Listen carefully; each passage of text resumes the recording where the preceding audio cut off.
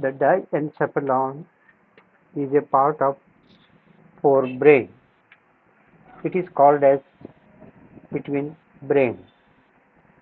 The region of the diencephalon is the third ventricle and structures which are bounding the third ventricle. Above there is cerebral hemispheres, below the midbrain and inferior surface that exposed and formed by the hypothalamic structures. The anterior to posterior, the structures are optic chiasma, infundibulum with tuber cinereum, optic tract and mammillary body. The superior surface is concealed by the fornix and is formed by the roof of the third ventricle. It is the boundary of diencephalon. So the lateral surface is again bounded by internal capsule. The medial surface, the lateral wall of the third ventricle, superior part by the thalamus and inferior part by the hypothalamus. So the medial wall, the medial surface is usually related to the lateral wall of the third ventricle. Here the superior part is the thalamus portion, the inferior part is hypothalamus. So the divisions of diencephalon is the thalamus, metathalamus, epithalamus, subthalamus and hypothalamus. The thalamus, metathalamus, epithalamus lies superior and dorsal aspect. The subthalamus, hypothalamus, inferior and ventral parts. So these are the structures of the diencephalon. Now we'll come to the one by one. The first, the important is the thalamus. So the thalamus is a large ovoid mass of grey matter on each side of the third ventricle. So it is a great sensory relay station and correlation center. So whatever the sensory information coming from the peripheral region, that first reaches to the thalamus, then it transmits to the center. So it is called as one of the great sensory relay station and as well as correlation center. So this thalamus is connected, that is interthalamic connection. Both thalamus, there is a right and left thalamus are connected, that is interthalamic connection. So usually the length is about 3 centimeters anterior posteriorly and it has the two ends, anterior and posterior end, and 4 surfaces, superior, inferior, medial and lateral. So just you can see in this figure, so the thalamus is this much of the portion. Actually this is the region of third ventricle because the lateral wall of the third ventricle is formed by the medial surface of thalamus. So above this one is the white color, that is corpus callosum. Below that, this is the lateral ventricle and this is the fornix region, and here that related to this portion is the thalamus part. So below here again you will get it the hypothalamic structure. So this is usually in the medial surface of the cerebral hemisphere. There you will get it and observe the thalamus part. So this is the medial surface. So this is the thalamus portion, to the colored structure, and here will be the hypothalamic portions, and these are the connecting structures. This is the midbrain, this is the pons, and this is the medulla. This is the corpus callosum, and this is the fornix structure. This is the medial surface of cerebral hemisphere. So this is the cross section at the thalamic region. So these are the two lateral ventricles, and this is the interventricular septum, and here this is the third ventricle.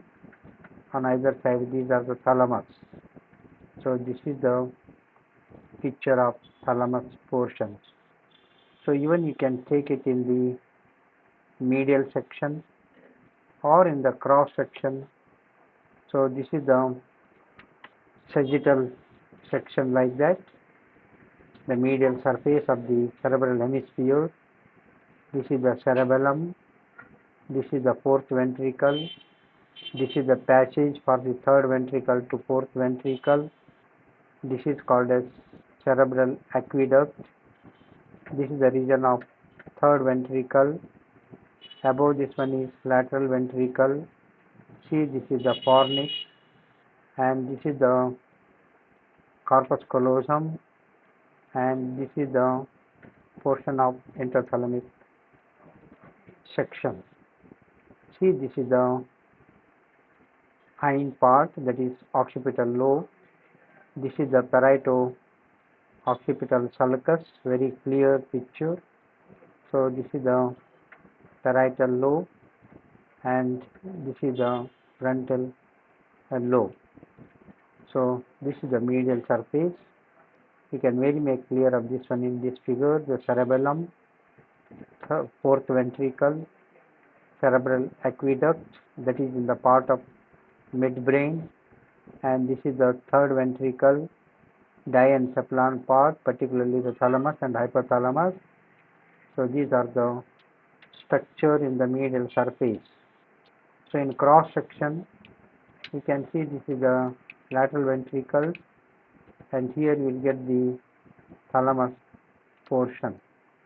So this is sagittal sinus, that is the anterior posterior fissure that is separates the two hemispheres partially.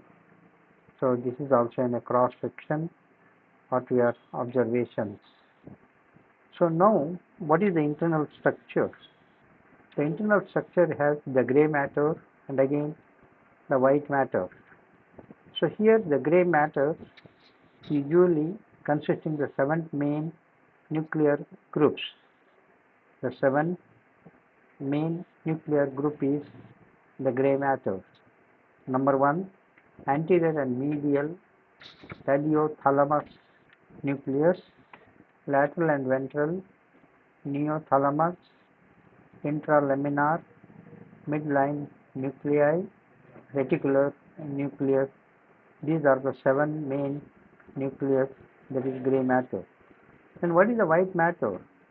The white matter is stratum journale on the superior aspect, that is superior surface, and external medullary lamina, that is on the lateral surface, internal medullary lamina, that is the vertical sheet of white matter, divides the gray matter as a 3 parts: anterior, medial, and lateral.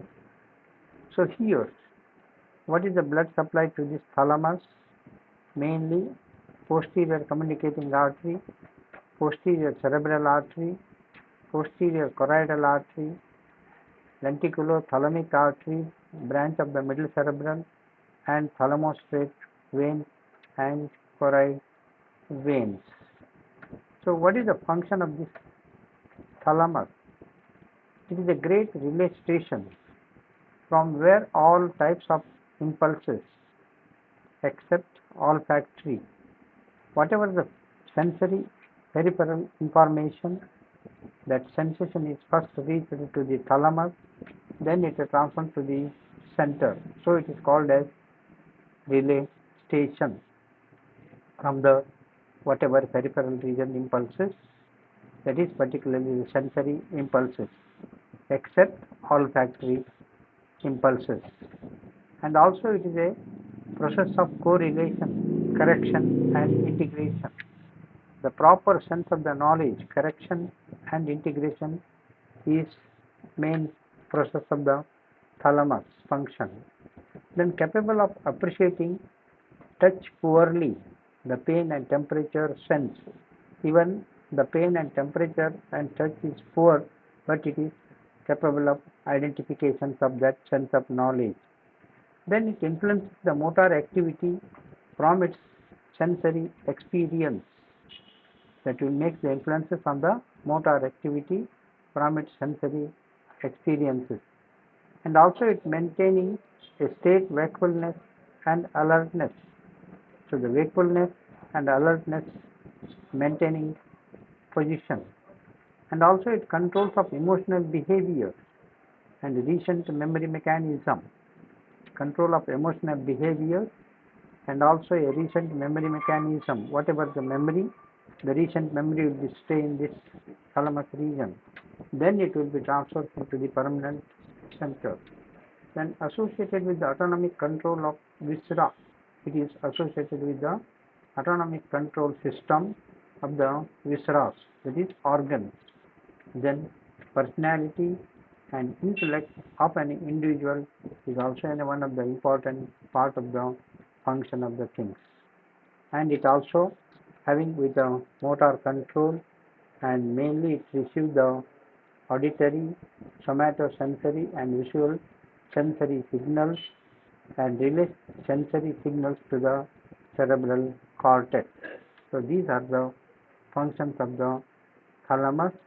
So we remember which of these thalamus portions. Then functions related with the particular nuclei. So the 7 nuclei which are particularly in related to the particular function. As I told, there is a 3 parts of the thalamus by separating of white matter. So the anterior part, anterior nucleus region, that associated with the limbic system, and the medial part, that is integration of visceral and somatic activities, personality of an individual, especially the mood and feeling status. Then lateral part, that integration of visual, auditory and somatic sense of knowledge. Then the ventral part, the major relay stations in the motor pathway. It is a major relay stations in the motor pathway, links to the cerebellum and basal ganglia to motor areas of the cerebral cortex. Then also it reduces the tremor in Parkinson's disease. Then interlaminar, there is a general awareness of sensory stimulation. Interlaminar part, the central awareness of sensory stimulation. Then midline, that involved in the visceral response. Then reticular, the regulation of thalamic activity. That is the point you have to be remember of this structure nucleus in individual functional capacity. What is the clinical anatomy? So the clinical anatomy, the impairment of all types of sensibilities.